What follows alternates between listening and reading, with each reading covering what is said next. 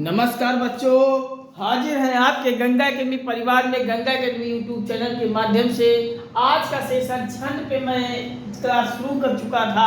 आप पिछले सेशन को देखते जाओगे तो वहाँ छंद से और भी संबंधित जानकारी पे मैंने क्लास ले ली थी। आप हर वीडियो को शुरुआत से देखिएगा जिससे क्रम वाइज आपकी सारी कड़ी से कड़ी जानकारी मिलती रहे और वीडियोस को आप सब बार बार देखिए।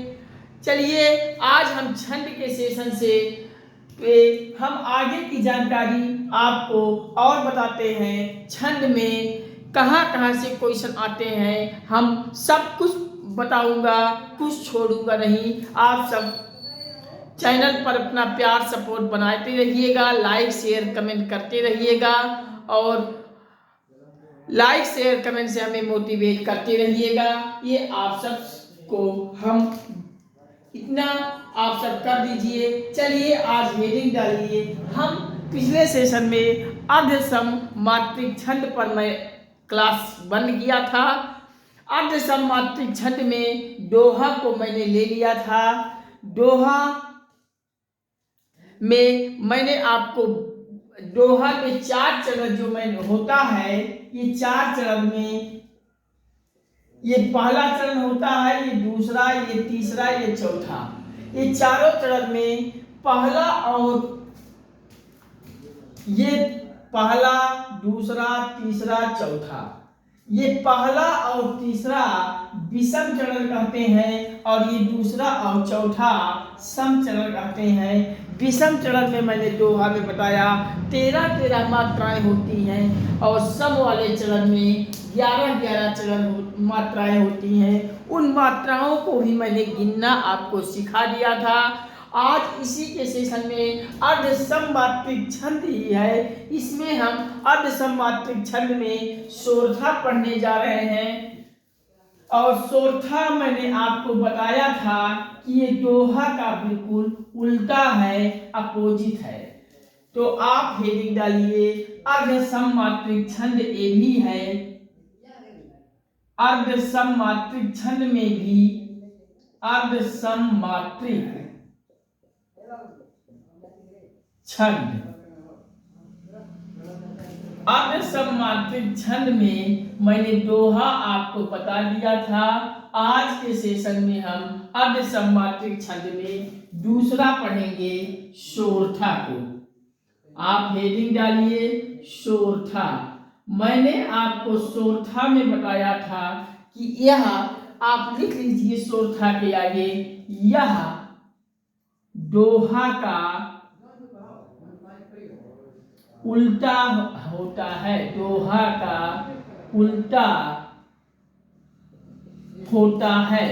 कैसे उल्टा होता है हम आपको अभी बता रहे हैं। दोहा सोरठा आपस में उल्टा इस प्रकार से होते हैं जैसे ये 4 चरण मैंने आपको बताया कि छंद में 4 चरण, पहला ये, दूसरा ए, तीसरा ए, चौथा ए।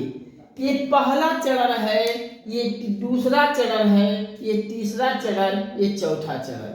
पहला और तीसरे चरण को हम विषम चरण कहते हैं। इसको विषम चरण हम कहते हैं, पहले और तीसरे को। और दूसरे और चौथे को हम सम चरण कहते हैं, सम चरण।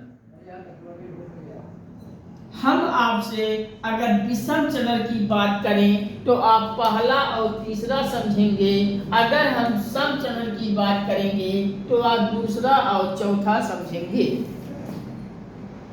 हम दोहा में पढ़े थे कि विषम वाले चरण में यानी पहला और तीसरे चरण में दोहा में 13 मात्राएं मैंने आपको बताया, आप सब पढ़े थे।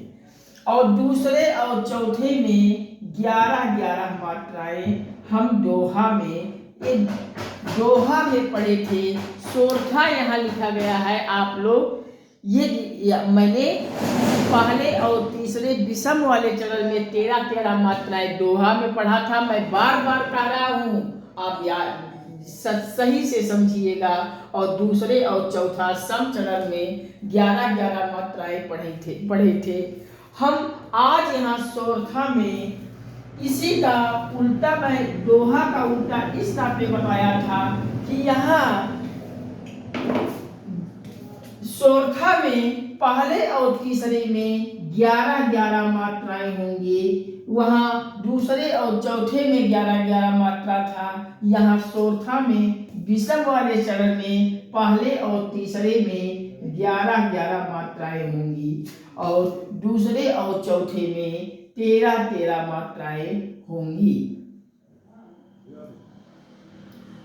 आप इस प्रकार से लिख लीजिए।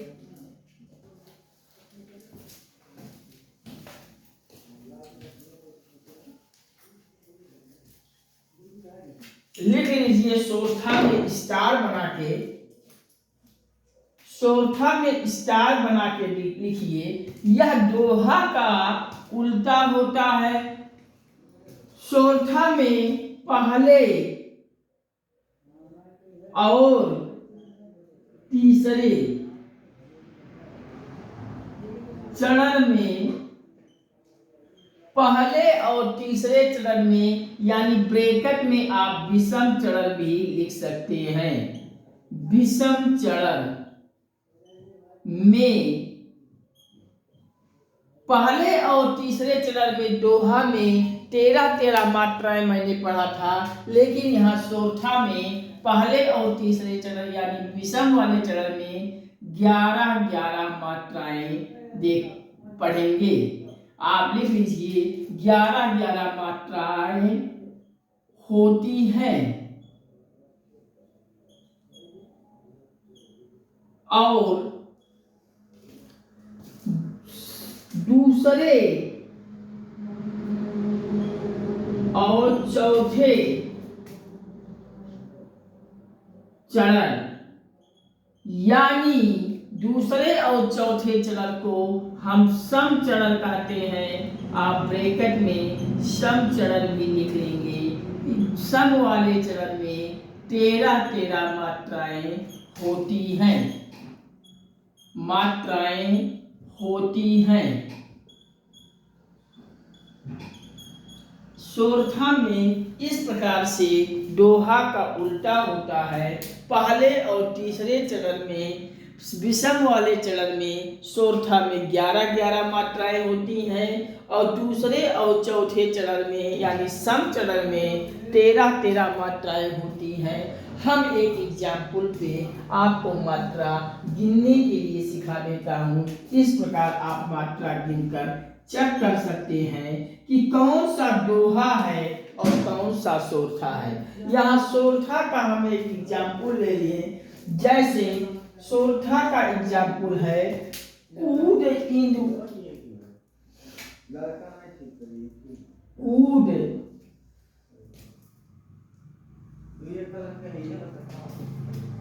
इदु सम देह,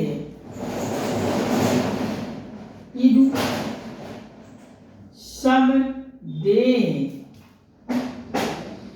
कूद इदु सम देह, उमा रमन, उमा रमन करुणा, उमा रमन करुणा अयन। और अगला है जाहि दीन पर नेह, जान दीन पर नेह, करहु कृपा, करहु कृपा, करहु कृपा मर्दन मयन, मर्दन अयन। हम यहाँ एग्जाम्पल जो हम दिए हैं आप देखिए, कूद इदु सम देह, कामा लगा है, उमा रमन करुणा अयन, और जान दीन पर नेह, कामा लगा है, करहु कृपा मर्दन अयन। ये कामा जो लग गया तो ये पहला चरण है, उमा रमन करुणा आयन दूसरा चरण है, और जान दीन पर ने तीसरा चरण होगा, और करहु कृपा मर्दन आयन ये चौथा चरण होगा। तो यहाँ इस प्रकार से हम मात्रा को गिनेंगे कि कूद बड़ा ऊ का मात्रा है। मैंने बड़ा ऊ को मात्रा के समय आपको ये बड़ा ऊ को दीर्घ में आपको बताया था। आप यहाँ दीर्घ वाला बता दीजिए। दीर्घ वाले को हम 2 की मात्रा गिनते हैं और लघु मात्रा को 1 में मात्रा गिनते हैं। और डा पे कोई मात्रा नहीं है तो डा को लघु में करेंगे। छोटी ई को लघु में कहा था। छोटा ऊ की मात्रा अगर लगा है तो उसको भी हम लघु में करेंगे। सम में सा में मात्रा है न मा में मात्रा है तो दोनों हो जाएगा लघु लघु। दे डा पर 1 मात्रा दे है, इसको भी हम दीर्घ में पढ़ेंगे। और हा पे मात्रा नहीं है, लघु हो जाएगा। छोटा ऊ पे लघु, मा पर 8 मात्रा मा है, मात्रा है तो हम दीर्घ में। रमन में मात्रा न रा पे है, न मा पे, न ना पे। इस प्रकार ये तीनों हो जाएंगे। लघु में, रमन में, लघु में, करुणा में का पे मात्रा नहीं है, रू पे मात्रा नहीं है और ना पर 8 मात्रा ना है तो यहाँ भी हम दीर्घ कर देंगे। रू पे ध्यान रखिएगा, लघु ही होगा। आयन पे किसी में मात्रा नहीं है, शब्द पे लघु बनेगा। आप इस प्रकार से जाइए। अब जाहि, इस पे भी मात्रा देखिए। जा पर 8 मात्रा जा है तो मात्रा होने पे दीर्घ बन जाएगा। ना पे छोटी ई की मात्रा है, छोटी ई को हम लघु में गिनते हैं। आप जान लीजिए। दीन पे डा पे बड़ी ई की मात्रा, छोटी ई लगा है तो लघु होगा, बड़ी ई यहाँ डी पे लगा है, अब यहाँ दीर्घ हो जाएगा। ना पे मात्रा नहीं है तो लघु हो जाएगा। और पर में मात्रा नहीं है, ना पा में न रा में तो लघु बनेगा।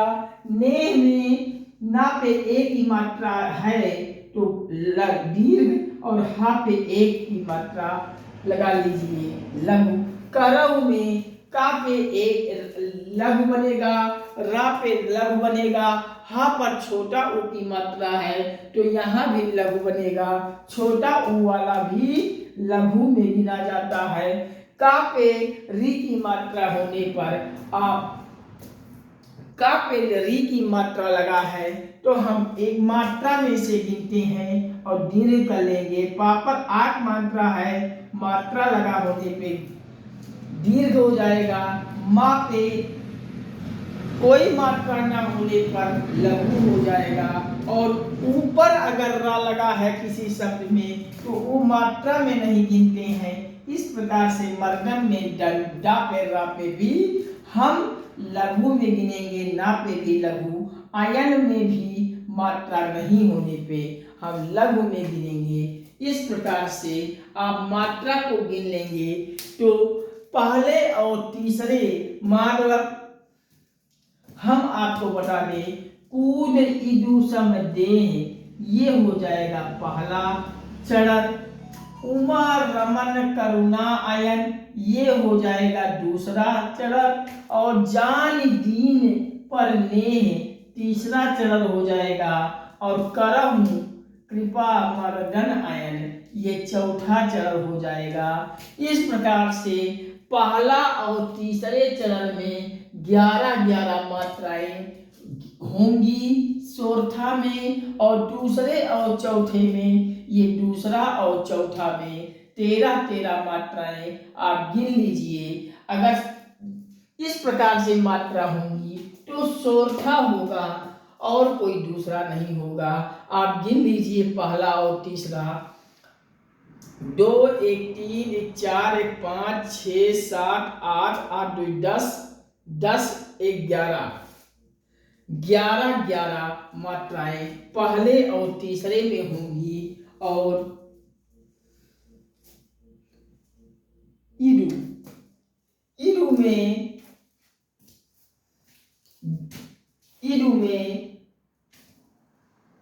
इस प्रकार से ये बड़ी ईद है, तो ये यहाँ गुरु हो जाएगा, लघु और दीर्घ हो जाएगा। और अब आप गिन लीजिए, यहाँ छोटी ई हो गया था। इस प्रकार से यहाँ 10 हम मात्राएं भी गिने थे, अब गिनेंगे तो 11 हो जाएगा। यहाँ छोटी ई नहीं होगा, बड़ी ई पे होगा। बड़ी ई अगर लगा है तो दीर्घ में गिना जाएगा। अब गिन लीजिए, 2 1 3 3 1 4 4 2 6 6 7 8 9 9 2 11 11 मात्राएं हो गई।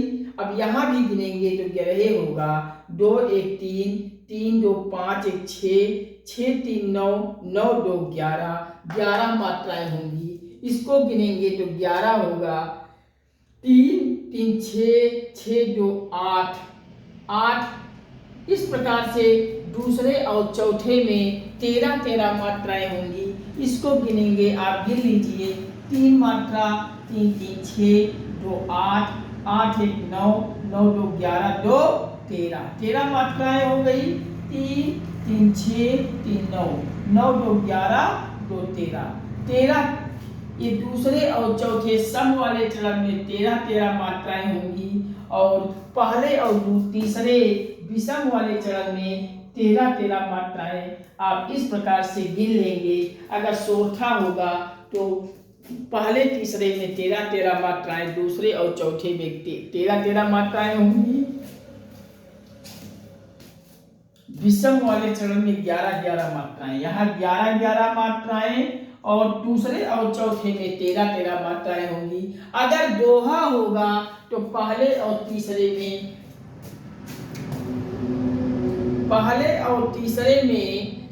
दोहा होने पर यहाँ 13 मात्राएं हो जाएगा। यहाँ दूसरे और चौथे में यहाँ 11 मात्राएं हो जाएंगी। अगर आप ये कंफ्यूजन ना रहे आपको, अगर दोहा की चौपाई होगी तो पहले और तीसरा विषम चरण में 11 मात्राएं 13 मात्राएं और दूसरे और चौथे में 11 मात्राएं होंगी। दोहा होगा तो यहाँ 13 हो जाएगा, यहाँ 11 हो जाएगा। अगर चौथा होगा तो यहाँ 11 होगा, यहाँ 13 होगा। आप दोहा को चौथा को आपस में उल्टा कीजिएगा। दोहा में पहले तीसरे में जो मात्राएं होंगी वो चौथा में दूसरे और चौथे में होगा और चौथा का अपोजिट दोहा का अपोजिट चौथा। इस प्रकार से आप चौथा को याद कर लीजिएगा। अब हम अगला चलते हैं बरवे पे। अर्ध समात्रिक में अगला है बरवा। आप बरवे को लिख लीजिए। चलिए हम इरेज करते हैं, आप सब लिख लिए होंगे। हम अगला चलते हैं, अर्ध समात्रिक छंद का ही है बरवे और उल्लाला। 2 बचा है, 2 इसी में हम उसको भी कंप्लीट करते हैं। आप चलिए हेडिंग डालिए बरवे। तीसरा लिखिए, अर्ध समात्रिक छंद में तीसरा है बरवे। बरवे हेडिंग डालिए और बरवे को लिख लीजिए विषम चरण। अब आप सब विषम चरण और सम चरण में कहीं कंफ्यूजन तो होगी नहीं, हम डायरेक्ट लिख रहे हैं विषम। बरवे में आप विषम चरण में लिख लीजिए। विषम चरण में आप सब समझ लीजिए पहला और तीसरा, पहला और तीसरा चरण।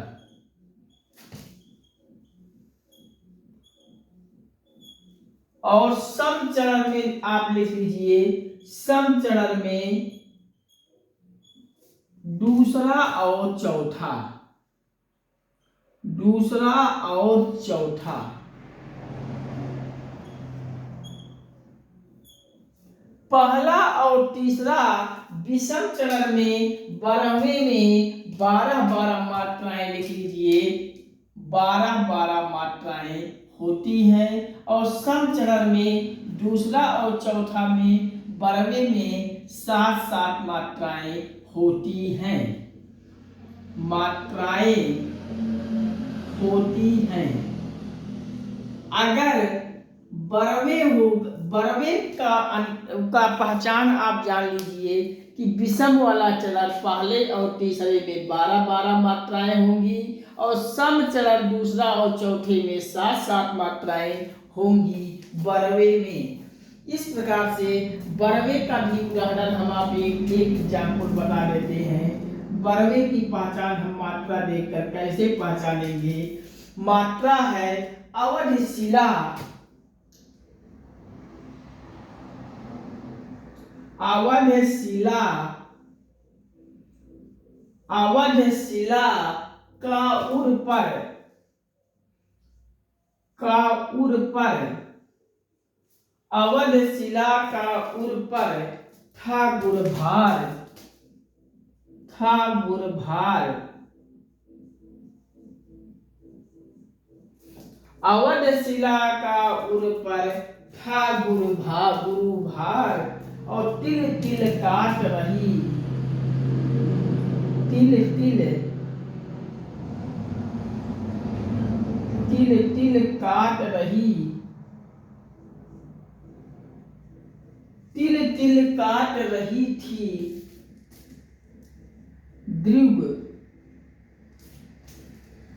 जलधार। ये बरवे का एग्जाम्पल है। और इस अवधिशिला का उर पर था गुरुभार, तिल तिल काट रही थी दृग जलधार। इसमें मात्रा की गणना हम कर दें, पहले और तीसरे में 12 मात्राएं और दूसरे और चौथे सम वाले में 7 मात्राएं होंगी। इस प्रकार से अवध में आ में एक की मात्रा, वा में एक की मात्रा, धाप में देखिए छोटी ई की मात्रा है तो यहाँ एक की मात्रा होगा, लघु की मात्रा होगा। शिला में छोटी ई की मात्रा है एक लघु, ला पर 8 मात्रा है दीर्घ बन जाएगा, का पर 8 मात्रा है दीर्घ बन जाएगा। उर में मात्रा नहीं है, न उ में न रा में लघु बनेगा, पर रा में भी मात्रा पर में भी नहीं है लघु बनेगा। और था पर 8 मात्रा था है तो यहाँ गुरु बन जाएगा, दीर्घ बन जाएगा। और गुरु में आपका गा पर बड़ा ऊ की मात्रा, छोटा ऊ की मात्रा होने पर लघु, गुरु में लघु, भा पर 8 मात्रा भा लघु दीर्घ बनेगा और रा पे लघु बनेगा। तिल में छोटी ई की मात्रा ती पे है लघु, ला में लघु लघु लघु, का पर 8 मात्रा होने पे दीर्घ बन जाएगा, ताप में मात्रा नहीं है लघु बनेगा। रा और रही में बड़ी ई की मात्रा ही में है तो दीर्घ बन जाएगा। था पर बड़ी ई की मात्रा है लघु दीर्घ बन जाएगा, दीर्घ में दीर्घ बन जाएगा, गा पे लघु बन जाएगा। जल में लघु लघु, धा दीर्घ लघु। इस प्रकार से आप गिनेंगे तो 12 मात्राएं पहले और तीसरे में बनेंगी और दूसरे और चौथे संचलन में 7 मात्राएं होंगी।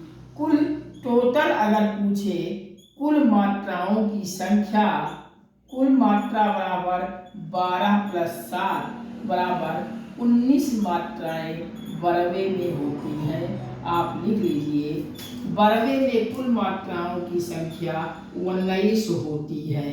आप ये भी याद रखेंगे, 12 और 7 मिलाकर 19 मात्राएं होती हैं। इसको आप सब लिख लीजिए। हम अगला इसी में और आगे बढ़ जाते हैं, उल्लाला को भी खत्म कर लेते हैं, क्योंकि छंद में अर्धसमात्रिक छंद में मैंने दोहा आपको पढ़ा चुका,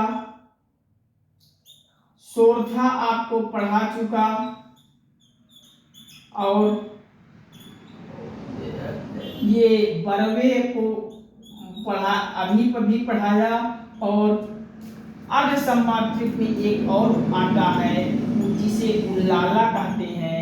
ये चारों मिलाकर अर्ध समात्रिक छंद में गिना जाता है। मैंने दोहा को देख लिया, सोरठा को देख लिया, बरवे को भी देख लिया, अब उल्लाला बचा है। उल्लाला भी मैं इसी वीडियो में समाप्त करूंगा। चलिए आप सब लिख लीजिए, हम इसको इरेज करते हैं और अब चलते हैं उल्लाला में। चलिए थोड़ा सा हम जल पीते हैं, आप सब लिख लीजिए।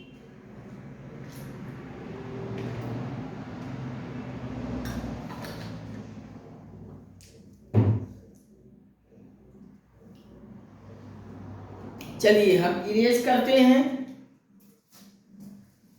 अब हेडिंग डालिए चौथा उल्लाला।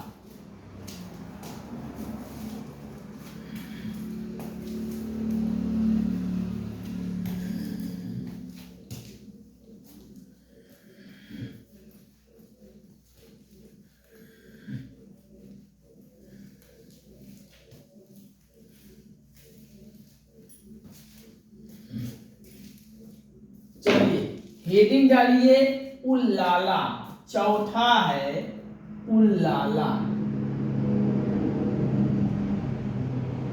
उल्लाला को आप सब हेडिंग डालिए और उल्लाला में लिखिए कि विषम चरण और सम चरण।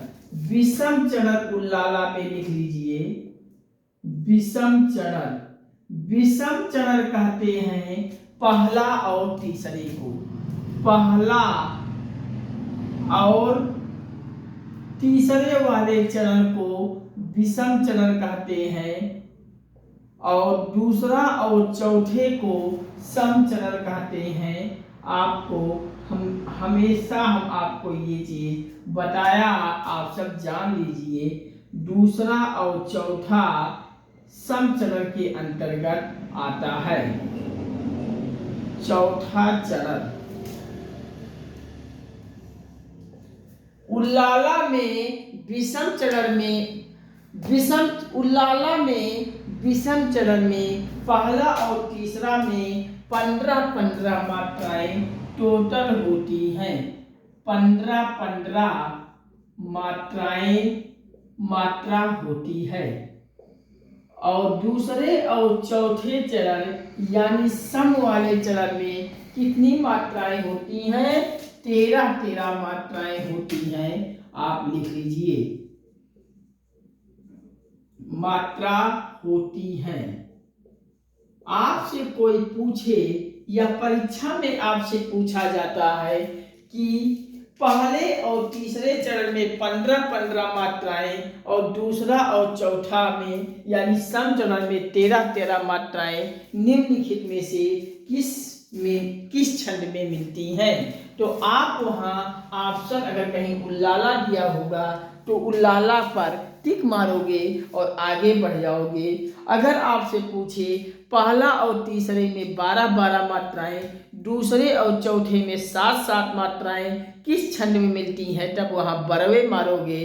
अगर आपसे पूछे पहला और तीसरे में 11 मात्राएं, दूसरे और चौथे में 13 मात्राएं कहाँ होती हैं, किस छंद में पाई जाती है, तब वहां सोरठा मारोगे। अगर आपसे पूछे पहले और तीसरे में 13 मात्राएं और दूसरे और चौथे में 11 मात्राएं निम्नलिखित किस छंद में पाई जाती है, तब आप वहां दोहा मारोगे। इस प्रकार से आप एक एक को सही कर लीजिए। कहीं किसी छंद में किसी को प्रश्न को आप कंफ्यूजन में मत रखिएगा। अगर आपको समझ में नहीं आ रहा है, कहीं किसी प्रकार की डाउट हो रहा है, तो आप कमेंट सेक्शन में हमें लिखेंगे। हम आपके कमेंट को पढ़ के पुनः आपको समझाऊंगा, पुनः फिर आपको वीडियो पब्लिश कर दूंगा। चलिए उल्लाला में आप ये चीज लिख लीजिए। विषम चरण पहला और तीसरे में 15 मात्राएं और दूसरा और चौथे वाले चरण यानी सम चरण में 13 मात्राएं होती हैं। ये उल्लाला में लिख लीजिए। कहिए तो हम आपको एक संक्षेप में पुनः आपको सारे अर्धसम मात्रिक छंद को रिकॉल कर देता हूं। आप चलिए पहला हेडिंग डालिए दोहा। दोहा, दोहा में पहले और तीसरे में ऐसे लिख लीजिए, पहला और तीसरे में आपका विषम वाले चरण में 13 मात्राएं और दूसरा और चौथा यानी सम वाले चरण में 11 मात्राएं होती हैं। अब दूसरा आप सोरठा को हेडिंग डालिए, क्योंकि दोहा का उल्टा सोरठा होता है। आप सोरठा को लिखेंगे।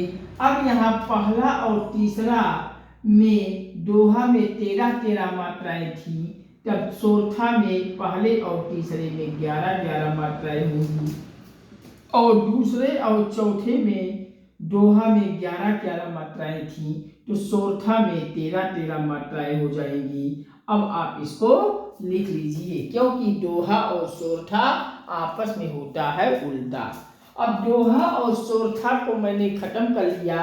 अब तीसरे नंबर पे आप बरवे को लिख लीजिए। बरवे में आप लिख लीजिए पहले और तीसरे में, बरवे में पहले और तीसरे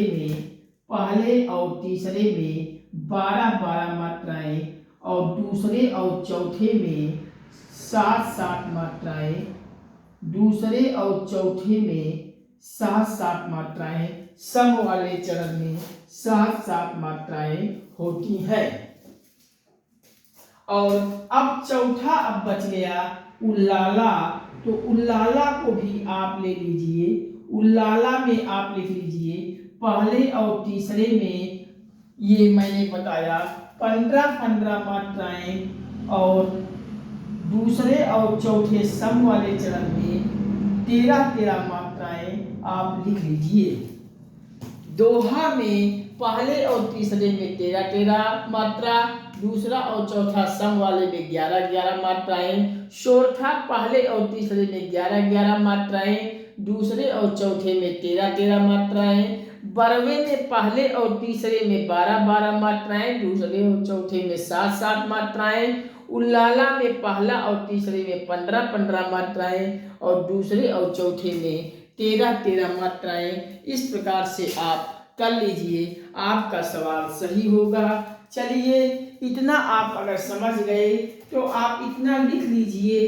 अगर आपको समझने में किसी प्रकार की कोई कंफ्यूजन होगी तो कमेंट सेक्शन में आप लिखेंगे, हम पुनः आपको इसी प्रकार और अच्छे ढंग से हम आपको वीडियोस आपको पुनः पब्लिश करके फिर समझाऊंगा। चलिए, आप सब इतना लिख लीजिए और आप सब इस छंद में प्रैक्टिस सेट में ढेर सारे एग्जाम्पल का प्रैक्टिस कीजिएगा। हर एक एग्जाम्पल के मात्रा को गिनकर उनकी पहचान कर लीजिएगा, कौन उल्लाला है, कौन बरवे है, कौन सोरठा है, कौन दोहा है। हम किसी भी एग्जाम्पल में डाउट होगा तो आप कमेंट सेक्शन में लिखेंगे, हम आपके डाउट को लेकर वीडियोस के बना के आपको समझा दूंगा। आपको किसी प्रकार की कंफ्यूजन नहीं होने पाएगी। चलिए, इतना आप लिख लीजिए। आप सब लिख लिए होंगे। चलिए, आज का सेशन हम यहीं पे ख़त्म करते हैं। इसके आगे के सेशन में अर्धसम मात्रिक छंद में मैंने आपको जानकारी दे दिया, पढ़ा दिया। अब इसके आगे हम विषम मात्रिक छंद पर पढ़ेंगे। विषम मात्रिक छंद में मैं कुंडलिया, छप्पय, इस प्रकार से उसको भी कंप्लीट करूँगा। फिर छंद से ख़त्म करके हम आगे की हिंदी के समापन की तरफ बढ़ रहे हैं। चलिए, नमस्कार, थैंक यू। बस आप सभी से यही गुजारिश करता हूँ, यही विनम्र निवेदन करता हूँ कि आप सब गंगा एकेडमी यूट्यूब चैनल पर एकत्रित होते हुए, एकजुट होते हुए आप सभी आ जाइए। चैनल को सब्सक्राइब कर लीजिए। सब्सक्राइब करते ही बगल घंटी की निशान बन जाएगी, उसको ऑल पे सेट कर लीजिएगा, जिससे हम यहाँ से जो भी वीडियो पब्लिश करें आपके मोबाइल में सबसे पहले पहुँचे और आप वीडियोज़ को देखकर तैयारी को अपने बेहतर कीजिए, परीक्षा देने जाइए, परीक्षा क्रैक करके आकर आइए और एक नौकरी अचीव कीजिए, जिससे आपके परिवार में खुशी मिले और आपके परिवार में खुशी मिलेगी तो मुझे भी मिलेगी। आप सब गंगा एकेडमीज के वीडियोस को, लिंक को अपने सभी दोस्तों को, अपने सभी संबंधियों को, अपने सभी परिचितों को, रिश्तेदारों को शेयर कर दीजिए, व्हाट्सएप कर दीजिए और उन सभी को भी गंगा एकेडमी पर लाइए, परिवार बनाइए।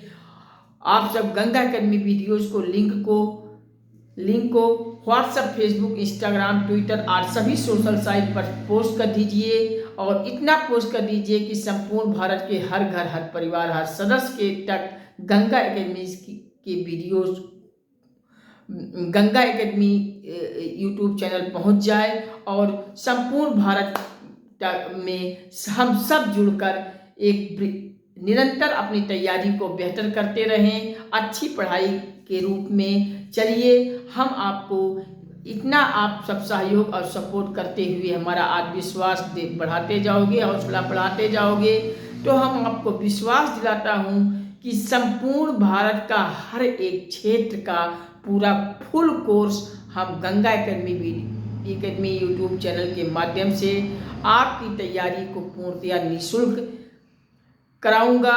पूरा फुल कोर्स के साथ पूरा निःशुल्क कराऊंगा और क्लास के ही नहीं, क्लास के साथ साथ हम पूरा निःशुल्क पीडीएफ भी आपको देने का काम करूंगा। आपको न तो इलाहाबाद, दिल्ली, बनारस, राजस्थान, कोटा, पटना इत्यादि किसी भी अन्य शहरों में आपको जाने की ज़रूरत नहीं होगी, न कहीं रूम लेने की ज़रूरत पड़ेगी, न किसी कोचिंग में एडमिशन कराने की ज़रूरत पड़ेगी। आप सब अपने घर से हर एक गवर्नमेंटेड प्रतियोगी परीक्षाओं की तैयारी को आप अपने घर से चारपाई पे बैठे बैठे पूर्णतया निःशुल्क करेंगे, मात्र गंगा एकेडमी यूट्यूब चैनल के माध्यम से। तो अब देर मत कीजिए, आप सब आज ही गंगा एकेडमी यूट्यूब चैनल पर जुड़ जाइए और इसे इतना शेयर कर दीजिए कि संपूर्ण भारत के हर घर, हर परिवार, हर सदस्य तक एक चैनल पहुंच जाए और हम सब मिलकर एकजुट होते हुए अपनी तैयारी को बेहतर करने हेतु गंगा एकेडमी यूट्यूब चैनल से जुड़ जाइए। आप सभी से विनम्र निवेदन करते हुए गुजारिश करता हूं, यही आप सभी से हम सहायता मांगता हूं। आप सब हमें सहायता दीजिए, सहयोग दीजिए, हमें आत्मविश्वास दीजिए, हौसला दीजिए, मोटिवेट करते रहें लाइक, शेयर, कमेंट से। हम आपके निरंतर आपके तैयारी के लिए एक सार्थक प्रोग्राम लेकर आया हूँ। हर विषय यहाँ पढ़ेंगे, कोई विषय छूटेगा नहीं, कंप्लीट पढ़ेंगे, पूरा फुल कोर्स पढ़ेंगे, पूरा फुल कोर्स का पीडीएफ भी हम आपको देंगे। चलिए, आज का सेशन यहीं तक। इसके आगे के सेशन में हम विषम मात्रिक छंद को पढ़ते हैं अगले सेशन में। नमस्कार, thank you watching for this video. धन्यवाद। जय हिंद, वंदे मातरम। राधे राधे मित्रों, राधे राधे भाइयों बहनों।